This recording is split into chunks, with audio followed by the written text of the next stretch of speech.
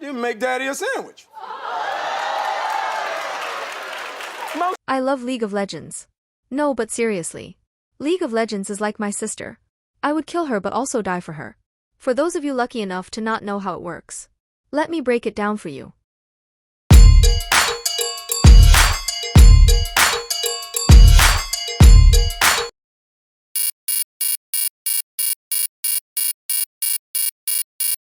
Okay. Sorry. League of Legends is a free-to-play MOBA with 5 members on each team, protecting a central nexus and towers. And while the context of League is relatively simple, what makes it so toxic and sometimes hard to enjoy are the players. On the other hand, one of the most positive aspects is also the players. The opportunity to cooperate, strategize and work as a team to outplay the opponent has a different sort of satisfaction. Additionally, the game provides a massive range of characters to select from. Emo Ninja, Gay Gun Guy, Monster Mommy, and NONO She's 8, Harley Quinn, Gay Cop Duo, Hot Girl Ninja, Hot Girl Purple, Hot Girl Ice, Gay Girl Lizard, Pansexual Ladybug and a much wider, diverse range of characters each with special abilities, powers, play styles, and niche. And also, Ma, there's a weird fucking stray cat outside. It looks like Grandma, the fucking thing. Hey, get the fuck out of here. I don't even know if... Yumi the AFK kitty. They even have something for Satan worshippers. League of Legends does a lot of things right. Why else would it be able to maintain its player base for 10 years? Regularly releasing new cosmetics, rotating game modes, patch changes to keep the game fresh and force players to create new strategies for cohesive win strategy, massively hyped esports scene. Why then are the players so frustrated? Well, you see, that also has its valid set of reasons. League of Legends is widely known as being extremely beginner-unfriendly.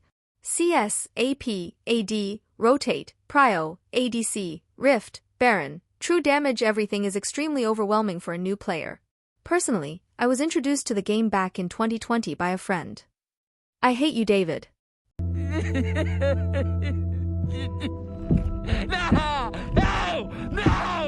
Welcome to Summoner's Rift. Apart from an extremely outdated tutorial, the MMR mess-up also makes it hard for beginners to learn the game. MMR is what determines your skill level and with which players you will play for or against. The arbitrary number can often mean that players with vastly different skill levels end up in the same game, leading to an unenjoyable game on both sides.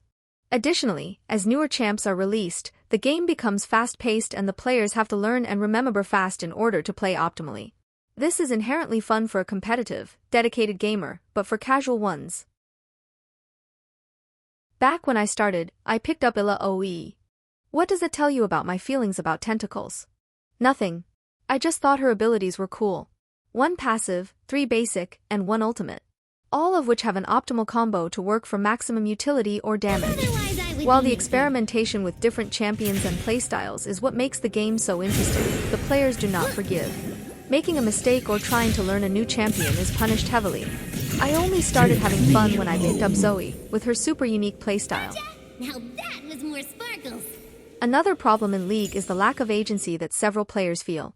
It takes 5 people working together to win a game, but just one trolling guy to make the entire team lose the game.